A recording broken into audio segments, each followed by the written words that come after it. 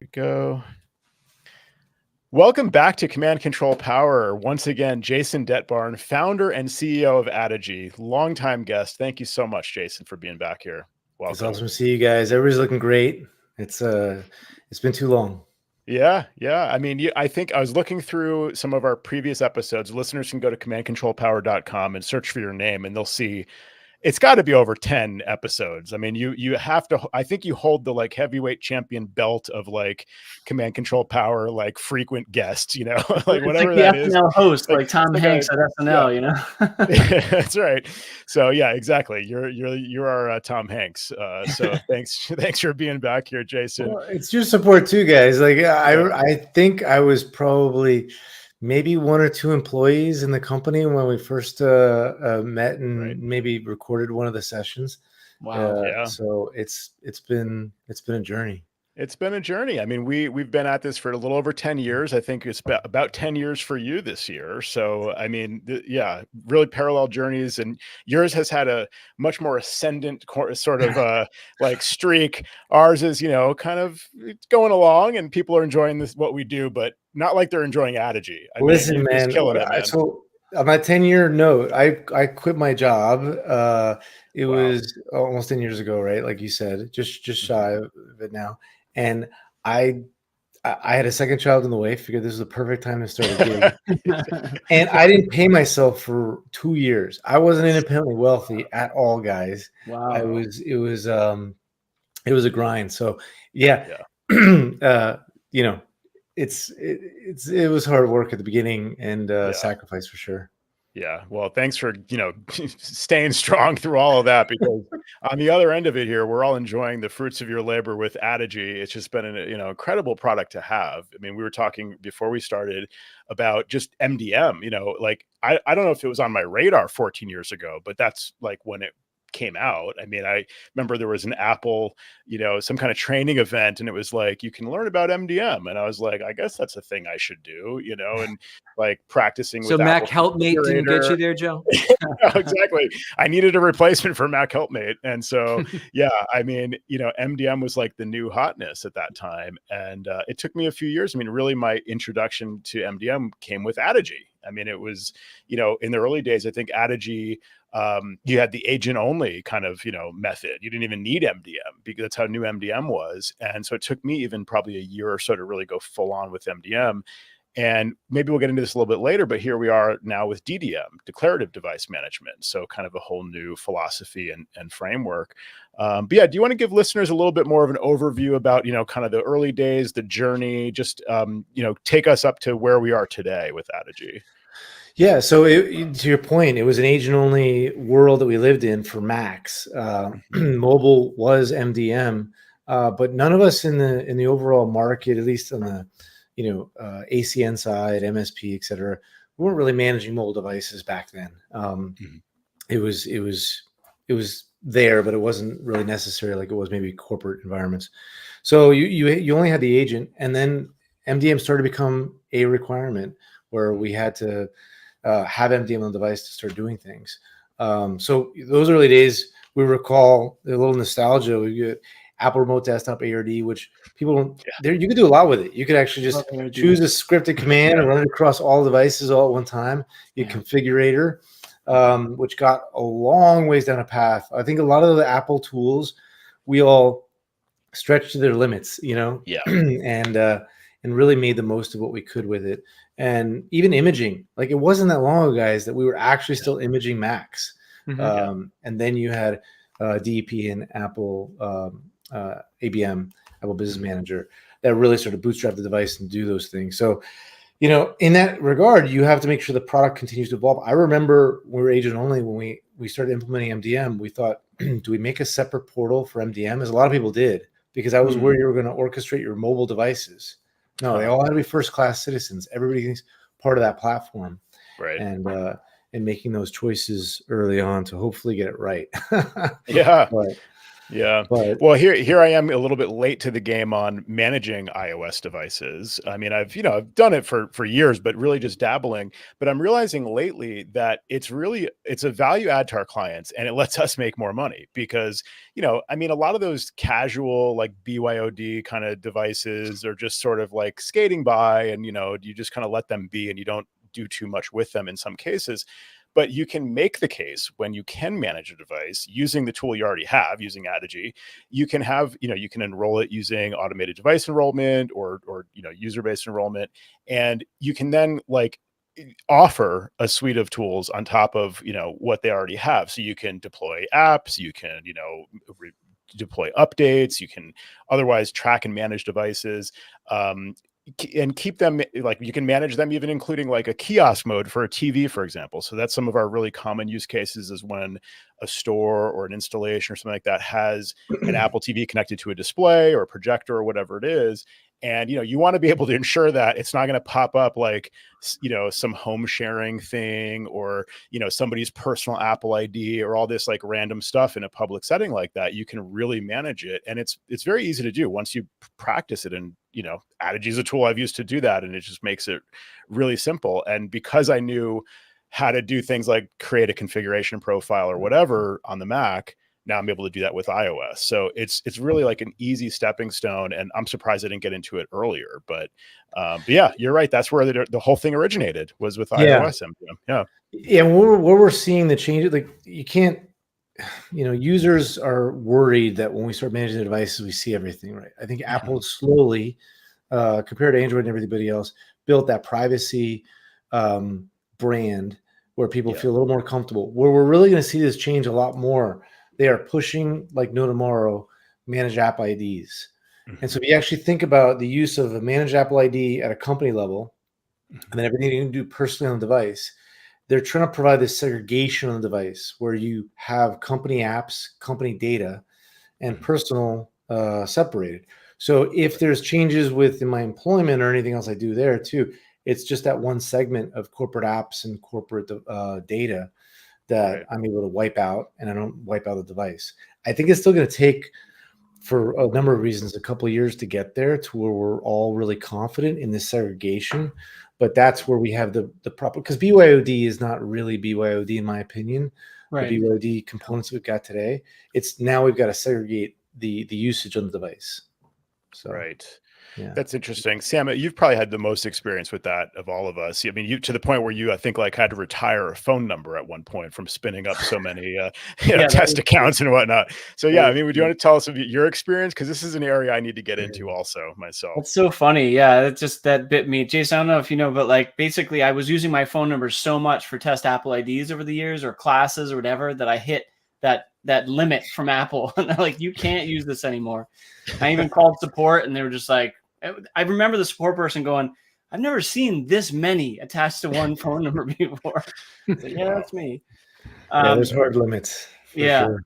But I think, speaking of Joe's point about managed Apple IDs and stuff like that, I think I can see that push being there, because that creating that separation of data on the volume. But I think also there's a challenge there too, which is maybe to your point of it, like not being not 100% ready yet. Right. But one of the things that I run into a challenge of, and this is just Apple's limitation on MDM, is, if you're allowing someone to enter an Apple ID into that field, it can be any Apple ID. So like if you're letting a user set up a device, an iOS device, let's say, there's nothing telling them that they have to use this particular domain. So if Apple can try and, create some level of additional restrictions there, I think then you could allow, because you can't really hand off a device at that point if you need to require them to put in a certain domain. But, no, it's really hard. It's really hard because that's part of what I meant when we say, a couple of years. One of them is the developing the apps and such that really honor both. Yeah. But the bigger problem right now is somebody uses, let's say, one of my employees uses an Addigy.com email account for one, and then I now federate it in Apple Business Manager for managed Apple IDs. Everything now with that domain has to be then within there. Well, I already have a leak in the boat. There's already a few people that have it. And so it's very challenging. That's why if people can do it early on and they feel comfortable with it, great, but it's still a very challenging transition. Yeah. And so I'm not endorsing it overall right now. I'm just saying that's very clearly where the hockey puck is going. Yeah. Interesting. Little Gretzky comment there, right? Yeah. So, Yeah. I would agree 100%. I just had this conversation earlier today with a client, and there's just, no great answer we can give them in terms of what Apple has down the road. But the hope is that MDM would help you to be able to structure that so you can truly hand off a device and know that they'll put in the right Apple ID. Exactly. Yeah, it's interesting, but I think with Addigy being at the forefront of this, it's very. I mean, I'm sure you're always like in the know more so than we all are about a lot of this stuff. But it'd be interesting to see what will come down the pike and a lot of it needs to be fully production ready, right? It's like File Vault used to be something we did at the command line level with the agent. It was very robust, that methodology. Same with patching. It was very robust on the command line, and it had to be done through MDM. So that one we didn't have much choice over. Most of them we can, like File Vault, we just switched under the hood without people needing to know which one we're doing. Once we knew that was becoming pretty reliable. So we try to abstract away a lot of the noise for people, so they don't have to deal with a lot of the transitions that happen like that. So TBD, we'll stay tuned on the managed Apple ID ones. We'll see how that one works out. But OS patching is definitely one where that's been an evolving area. I don't know if you guys have kept up a whole lot what we've done there too. This is actually an interesting story most people don't know. Is when you have a problem with the patching, the OS patching, as we all had for literally 2 years now. Yeah. Who do you go to and blame? You blame your vendor. Like, my vendor should be making this work. Yeah. So we were having challenges overall. Everybody was. They were like switching to vendors because they thought, my vendor is not working well with this. And so I finally told my engineering team, we got to figure this out. We got to figure this out big time. So basically, Apple has a binary called MDM client. That's what phones home to MDM. And we would look through our infrastructure, and there was a large percentage that just never hadn't phoned home for a while, unless they restarted.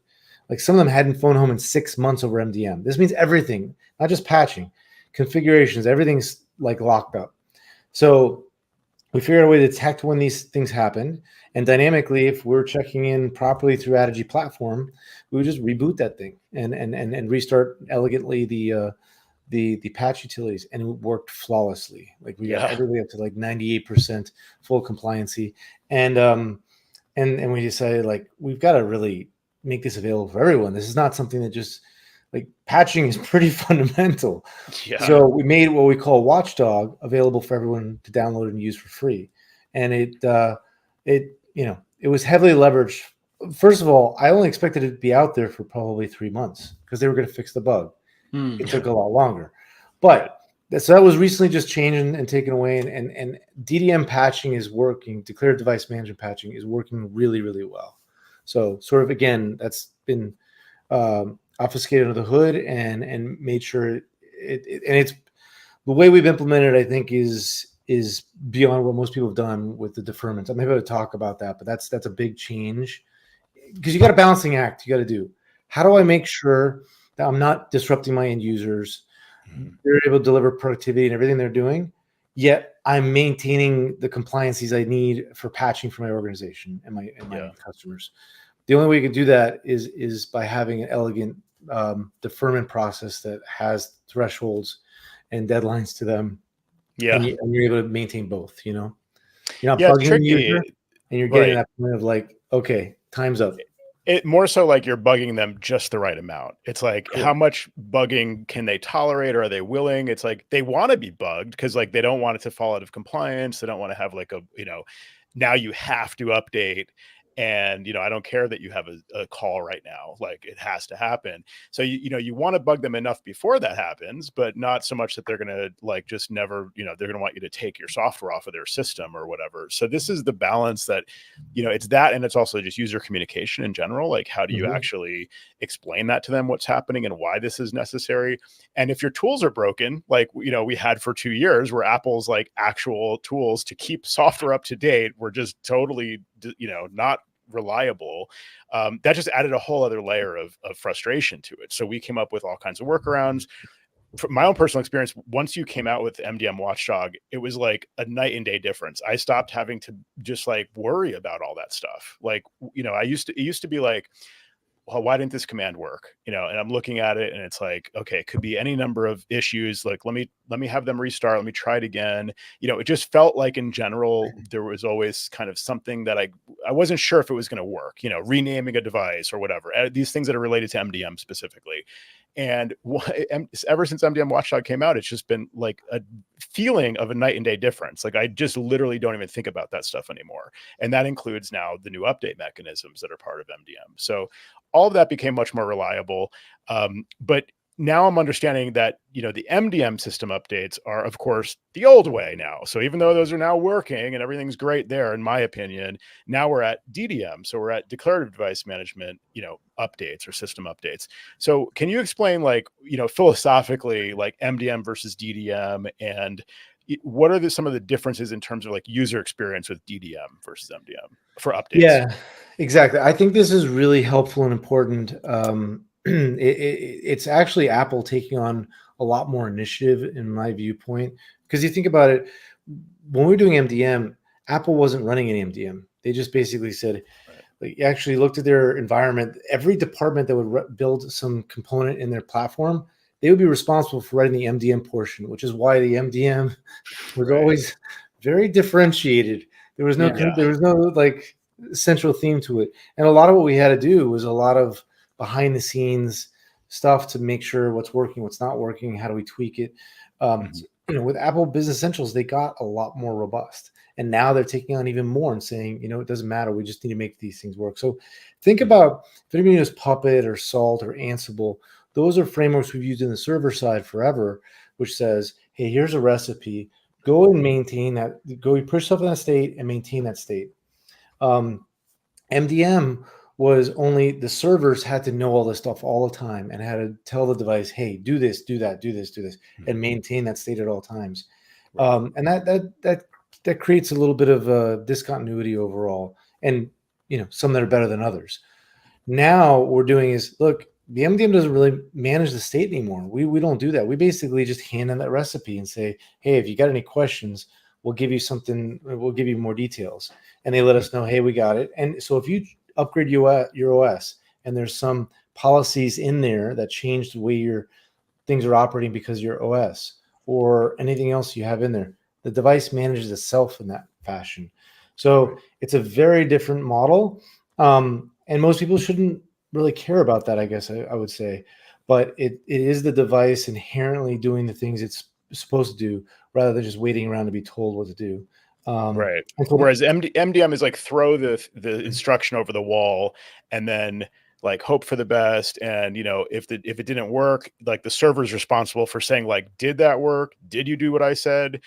Are you up to date, or whatever the case may be? And if not, the server's like, okay, well, it looks like you're in this state and I wanted you to be in this state. Let me resend this command and then like see if that works, whereas in this case with DDM, you're declaring what the state is you want the system to be in. Exactly. And then that you can trust the system. Like the system is like, okay, I received your command and like, I'm going to do everything I can to like achieve that state goal, and like next time you check, hopefully I'll be in that state. But it's like less, it's like what they used to say, Apple Talk was chatty, right? Where it's like this constant conversation, it seems like MDM doesn't have to, or DDM doesn't have to chat with the device as much. It kind of just like says it once and then expects the device to follow through at some point. Correct. Yeah. And it would create infrastructure issues, especially around education, when we would have like September would come along and all the schools are trying to get up and running and their infrastructure would literally go down from all the chatter and work. So this is a much more scalable approach. It's, again, MDM is now 14 years old. So it's a pretty big change from those early days of it first coming out. We've needed a big, so in the way Apple also works, like they're not going to put more effort into MDM. They're whole hog staying very focused on this. The nice thing that we like doing, and it's very unique, nobody else really does, is everything from our monitoring and our compliance, our agent is checking the device state to see that it got into that state and stays in that state. because we never got comfortable with a profile being, perfect and everything is working. You got to just make sure it goes in that state, stays in state. Yeah. So it's interesting with DDM. Like I kind of liken it in a way, perhaps incorrectly, but like of launch daemons on a Mac. Basically the Mac is handling the when part and checking in and of itself and saying, I'm going to do this now because the state is not right. It's like where that's more like a property list and a script. DDM is more built into the architecture in a way. So it's kind of interesting to see that come full force, because it is a grand difference from just like what Joe was saying, just like throw it over the wall. And it is. It's like I don't know why. It always cracks me up when someone says that. No, but it literally is that, because we would send commands over and then MDM would tell us back, okay, we got everything good. We wouldn't know what actually happened. We'd have to inspect it with our agent on the device to see what happened. You're literally throwing it over the wall. And so it was there was definitely time periods there where MDM providers were really struggling with certain things. But I think that the one thing to note, like, this is a lot of responsibility Apple's taking on. I used to say, if your agent stopped phoning home, you were out of business. Like, especially before we had MDM and we could count on that, right? Yeah. If our agent stopped phoning home and you guys had to redeploy manually our agent, we were out of business. And so now you're saying, Apple, like, if you screw up and you do like recurring reboots or other things like that, this is a lot of initiative they're taking on. I'm happy to see them doing it, and it's going to make a better overall experience. Hopefully, not much pain during that process, but it's a lot of responsibility. Yeah. How does Addigy's role change now that things are moving in that direction? Yeah, I mean, things don't change a whole lot as far as, like, it definitely takes a lot less burden off of all the work we had to do to say, okay, this device is staying in this state. We don't have to send it this add, this remove, this modification. You're always trying to poke and prod the device to the state you need it to be in. Now you just be like, okay, here's a new declarative state. So it takes away the engineering burden from you, and you don't have to carry that weight. Agreed. And I think that's a great change for the overall market. I think we're going to see a lot of dynamics start to happen around, hey, the barrier to entry for this stuff is just not as hard as it used to be. All the black magic you had to do. But at the same token, I think people, I know this doesn't sound this is probably not the most interesting scenario, but just honestly, I think the agent is still a very, very important part of how we have to continue to operate, because that's going to be a process. It's going to take years to take a lot of the MDM stuff that's there and slowly move that to DDM. And we have to maintain both and monitor it and make sure we're not falling off the rails. And, even Microsoft stopped doing for a couple of years now, all agent development. Having a really robust agent that you can call upon to maintain things, maintain compliance and auditing is really important. So, or to do things like even the MDM watchdog that you had to, invent, right? I mean, that relies on the agent. If you don't have an agent and you're just 100% relying on MDM, you probably at some points, a lot of machines would have been in this state where you have to have them, redeploy or something because Apple's MDM just broke. Even software deployment. Software deployment today has to be done with an agent. You can't do that unless you're doing apps and books. And that is imperative, but is everybody going to host all their applications and software through apps and books? I doubt it. We're saying not. Yeah, exactly. There's some apps that still have two versions, like one that's like restrictive in apps and books, and the other is like, hey, you can get what you want if you just download it from the web. Right. So to see them go full, app store I think that'd be crazy. Yeah.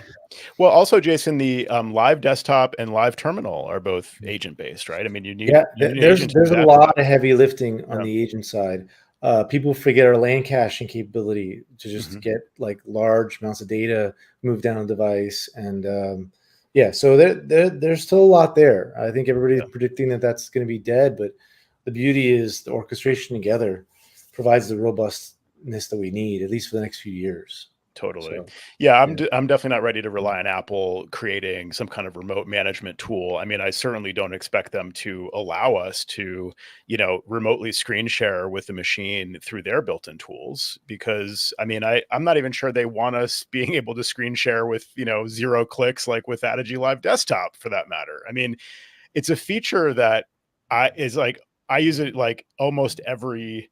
I can't even say how much I use it. Yeah, I love it so much. I mean, Live Desktop and Live Terminal. So just last week I had an issue where client tried to do an update, calls me. It's just a residential client. They have a few Macs in the home, whatever.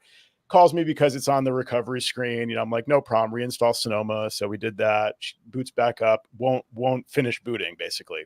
So I got her to boot in a safe boot. Got into the system, and Addigy Live Desktop works. Addigy Live Terminal works. So I'm in there troubleshooting now. I'm in Live Desktop, and in safe mode, like ever try to remote control a machine in safe mode, it's like extremely slow. So for whatever reason, because there's no GPU acceleration or something. So it's really, really slow. So I switch over to Live Terminal, and I'm just like listing directories, scanning through, like it's got to be a launch agent, whatever. I see a few that look pretty sketchy. RM, delete those like 3 launch agents, reboot, it comes back up. I'm like, problem solved. I don't have to have somebody drive to the house. I don't have to like have her try, 16 times to like get me reconnected using using Splashtop or some other third-party tool. The tools just work even in safe mode. So I was blown away at how much that time that saved me, and thinking to myself, like, I know Apple probably wishes I didn't have this tool, like this level of, access to just like a random machine that I'm not, I don't have a VPN into it, it's not, but it is managed, and so I have that tool again, thanks to the agent, thanks to Live Desktop. So I really hope that if they ever want us to like move into the direction of an agentless kind of like DDM only system, that they create something like that. Like we need to be able to get our hands dirty with like terminal stuff or like remote screen sharing. Anyway, big win for Addigy on that. Yeah. I mean, but by the way, while all the Addigy stuff was easy because you were live texting us during all that event. You're like, I'm in remotely, that's great. But like I remember you sending us these messages of like, what is this file? Do you guys recognize this one? Like I can't figure out what the problem is. Yeah. It's totally. kind of funny to see that real time. Oh yeah. No, there's some of the staged extensions, it's like, I don't quite understand that feature when that started coming out in like Monterey or something. I don't know. But like there's certain, launch agents, launch daemons I'm comfortable with, but like extensions and staged extensions is still a little bit of a mystery to me. But yeah. And Joe, Gary and I were both like, I don't know. Yeah. Wasn't the culprit something from Sony? It was, I can probably find it right now. There were like 3 that I thought, maybe 2 or 3, where I was like, it's got to be one of these. And sure enough, I just killed all 3, and then that worked. So it's one. Yeah, it's either. But what was that product that Sony? What? I don't know. So it was Sony. It was com.sony.pmb portable.autorun.plist. com.sony.sonyautolauncher.agent.plist, and then a WDC WD drive agent. So those were the 3 things that I thought, the drive agent you were probably okay with. Probably, but she didn't, it's like they didn't need it anyway. It probably should have been removed already. But anyway, these tools just make my life so much easier, and it's like how I do most of what I do. So it's a safety net, and when we're helping to support a customer and dealing with even an Apple bug, and it's really, really helpful to have those next stages down to be able to do those things. Yeah. So we're excited, man. We're excited where this is going to go. I think the big changes for us, hopefully, again, it's going to take a year or so. Just looking at where the horizon is just managing the users and what we need for the users instead of devices. We're still very much in that device phase of things. Mm-hmm. What do we need to do for that device? It's more, we got to be managing. Here's the user. Here's what the user needs, and then the device is, cursory to that. So when you talk about this like user-driven kind of approaches to management, can you say more about that? Is it related specifically to like shared iPads, like that sort of concept, or like managed Apple IDs, having that isolation we talked about earlier? Or what's your I mean, in general, we know like now we have platform SSO that's slowly coming out together. We're going to be able to fully log in. All of our certificates are going to be on there with passkeys. We're going to be user driven in the way we actually are using a Mac, iPhone, iPad. And now we need the systems, i.e. Addigy and everybody else, to support those users and those user-driven policies. So if you think about our policies today, it's predominantly device-driven. You can add in variables if you don't know, like on our identity login for Okta, Google, Microsoft. So if they're, particular OU group or, groups that the user's part of, that can actually initiate them into a policy, et cetera. Right. I mean, but that's the world we really need to be in, where I feel like Apple has made some great progress with device management, but we live in a Windows world where it is very user-driven and zero trust to overall providing the right experience. Starts and ends with the user. So, it's interesting because I feel like even the users don't have this mentality yet. Like where it comes up for me is where like they're setting up MFA for Microsoft 365, let's say, and they're instructed to get the app on their usually personal phone. Like a lot of my clients don't deploy iPhones to their companies, and so they just have the user has their own phone, and they're instructed by Microsoft to go get this app. So they get the app, and then they go sign into it. Yeah, exactly. But then they're it's like, okay, so why am I putting this thing for my company email on my personal phone? Like, why, I don't want the company to have, there's like, they have these questions. And the idea is like, you are a person and you have a phone. It doesn't matter if it's your personal phone or your company phone, whatever it is. Microsoft needs a way to identify like you are this person. That's all they really care about. They don't care about like it's the company email or whatever. You're a person. That's what they need to verify, basically, that you're this person.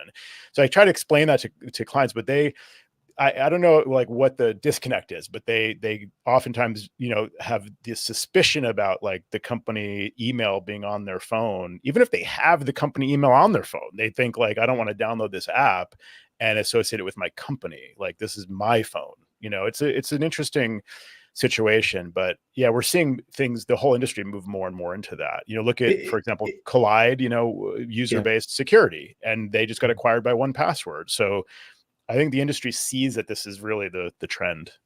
It has to be there, and the users will get on board with it too. I mean, I joke around back when I did graduate research. I was in pervasive computing. Right? Nobody knew what the hell it is. They probably don't know what it is today either. Right? It was just basically computing in a way where you don't have to think about things. It's pervasive and ubiquitous. Right. And so this is back in 2000. I'm pretty old. We had early machine vision, voice recognition, everything like that. When I would tell people about that, they'd be freaking out. Like, that is an invasion of privacy. That's scary. We are 10x beyond that, 100x beyond that, right? Oh yeah. And we've slowly gotten ourselves down that path. So, like, yeah, I get the friction with it now, but a year or two from now, the users are only going to know, hey, in order for me to get started here, I got to log in with my company credentials here. I'm not going to just get a device. What am I going to do with a device? So they're going to know that kickstarts. I mean, I literally think we're going to see where you initiate via your HR record, essentially, which then even Azure AD and Google, why do we have? We just need to actually initiate with our HR system first, and that then orchestrates everything else. So we all have to work better together, and I think there's more integration here in the future. We're doing a lot more integration capability. What you guys will be really excited about too is our webhooks, where we can trigger them off any events.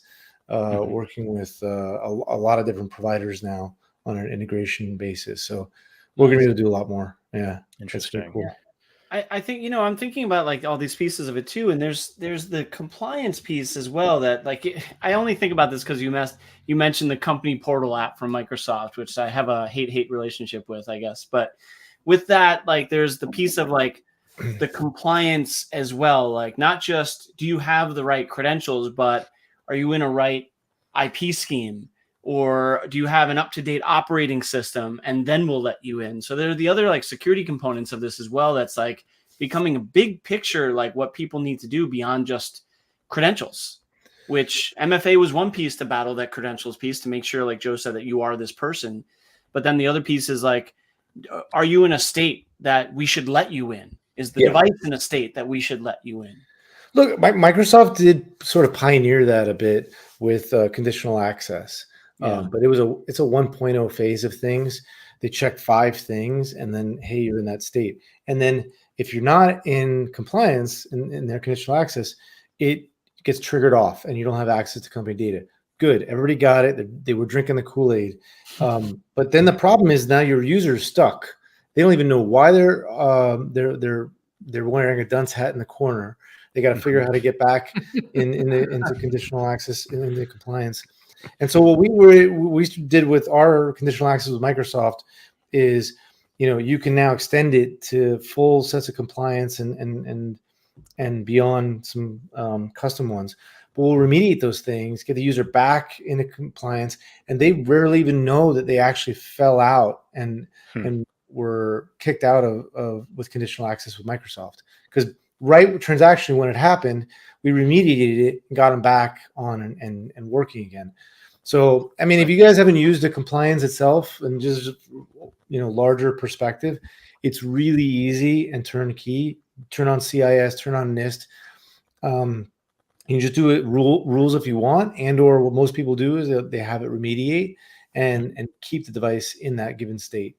But I still think we're in that 1.0 phase, because to your point exactly, it's like, I want to know, none of us in the market are there yet. Like, how many login attempts have you done? What IP are you on and at the time you're doing this? Now let's now take all this together and say, okay, you're at a different risk level now.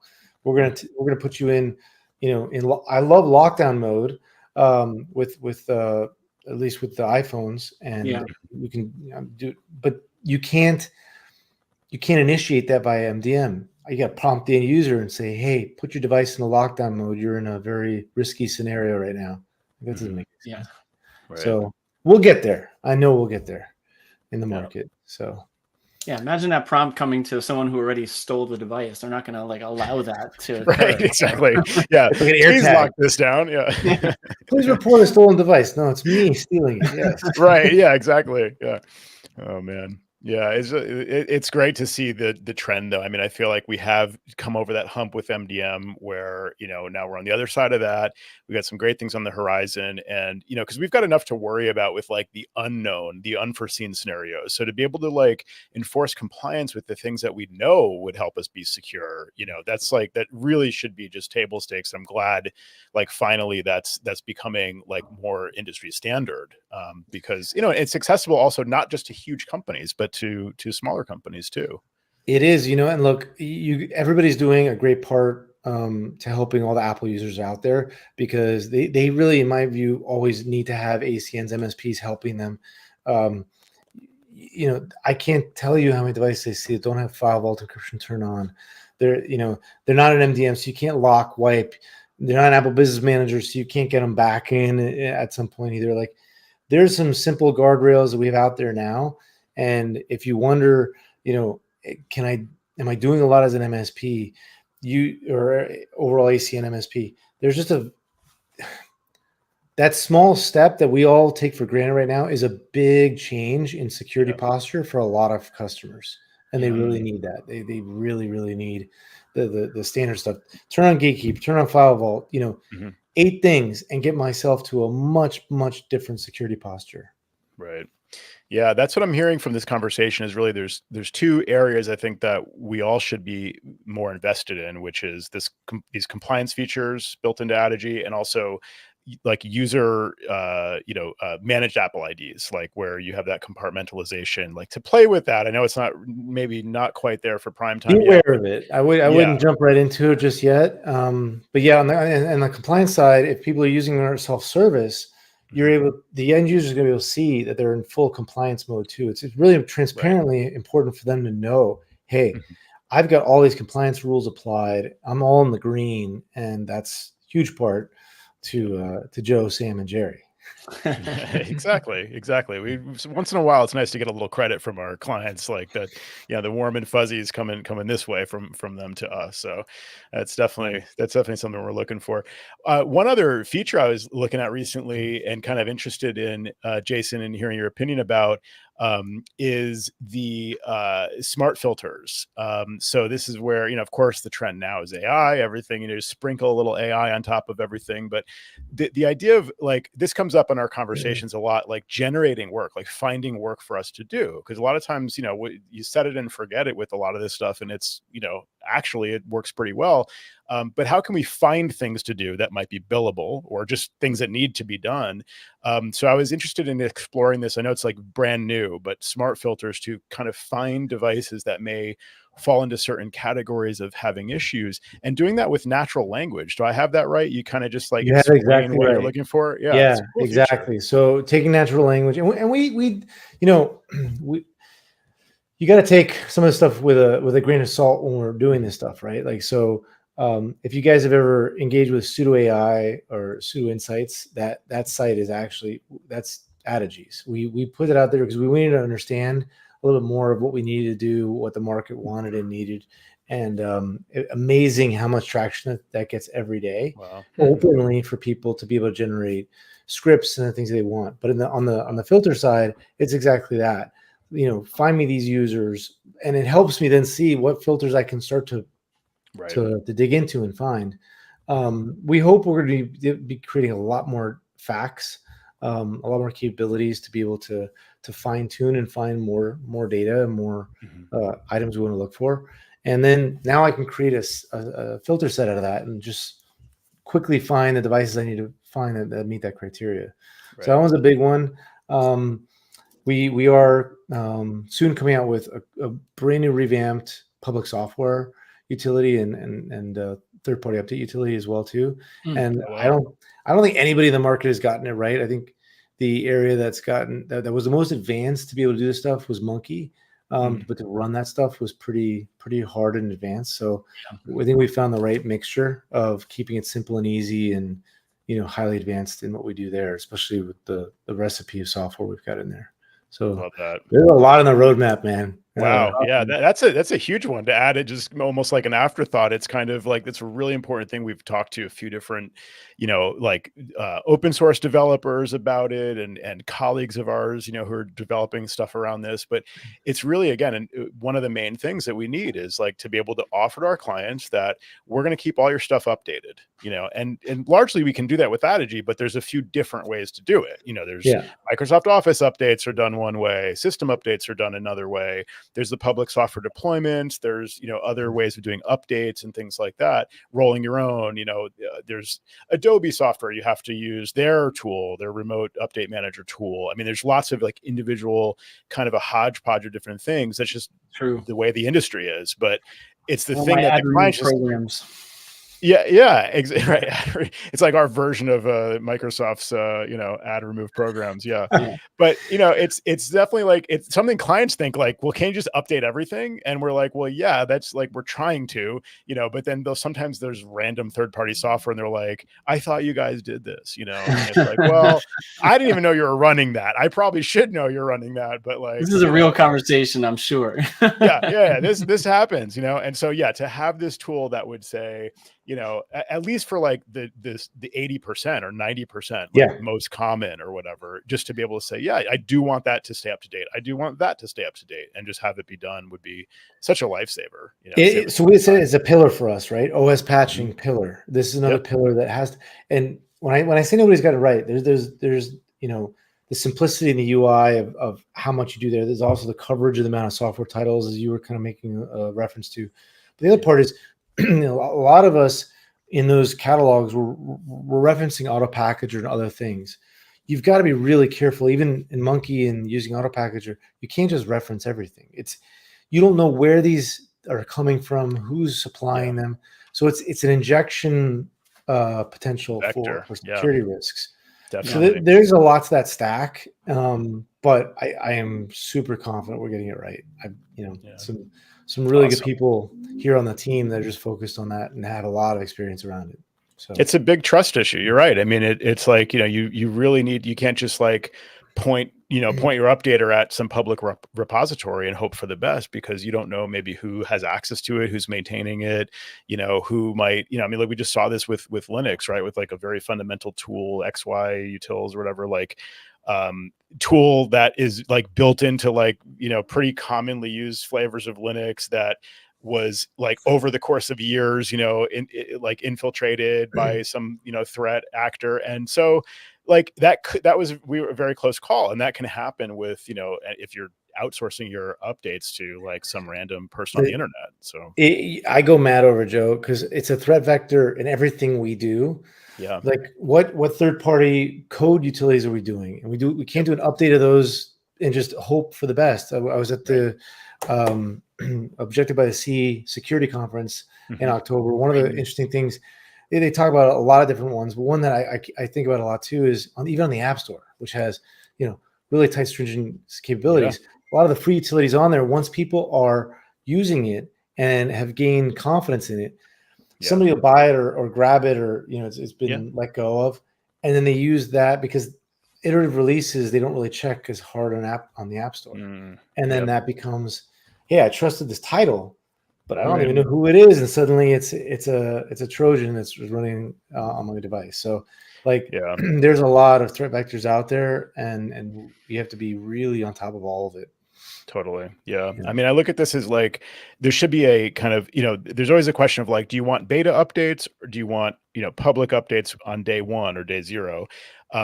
Like those are your options really, even for like the Mac OS, I would love an option that's kind of in the middle where you could say like, I don't want to be the first person to install this, and I don't want to be the last person to install it. I definitely want to install it, but like, can you install it? Like, can it install automatically 1 week after release? Like, assuming that we don't pull it in the meantime, that would be kind of just a set it and forget it type of thing for me, where I know that, other people are going to be the like public beta testers basically for that. And I'm going to hear about it from my colleagues. Yeah. Jerry's going to let me know right away. I think Gruntwork got that pretty good at the early days. If you remember, it was like a 2-week period.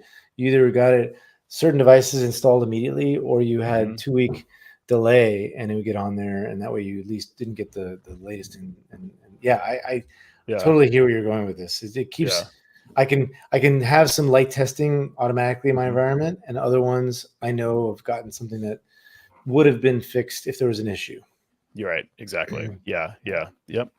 Yeah. Well, this is great to hear about where we're headed with all this stuff, Jason. Anything else as we wrap up? Any other anything else you need to bring to our community here in this world of Addigy, MDM, DDM?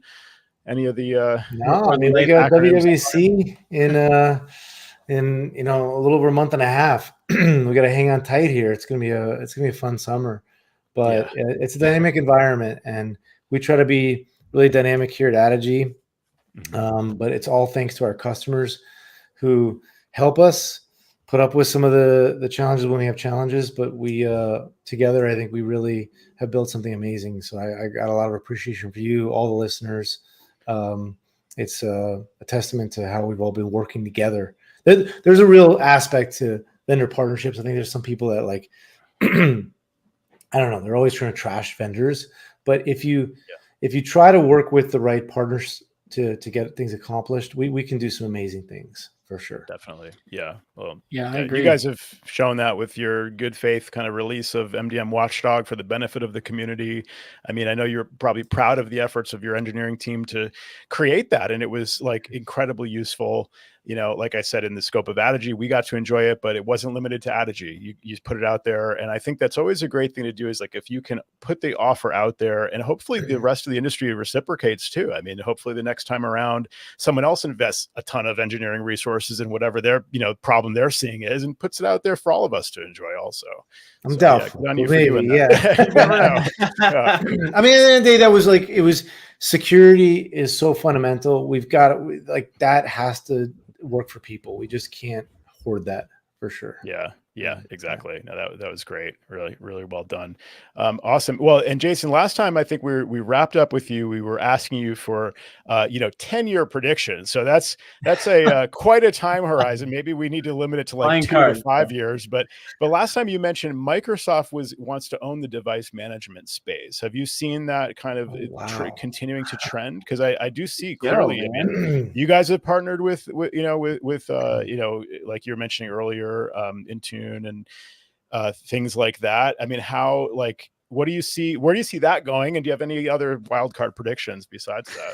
No, I mean, I think that trend is going to continue. They definitely, Wow. and in a lot of aspects, and how they, not just technically on a market level, to how they're operating and working with Apple. I think overall we're just going to see a lot more platform integrations together. Not very sexy, provocative comment here. Just the fact that, these centralized tools in and of themselves, if they're not, think about MDM. If I want to have my security software work on the device, it needs to work with my MDM.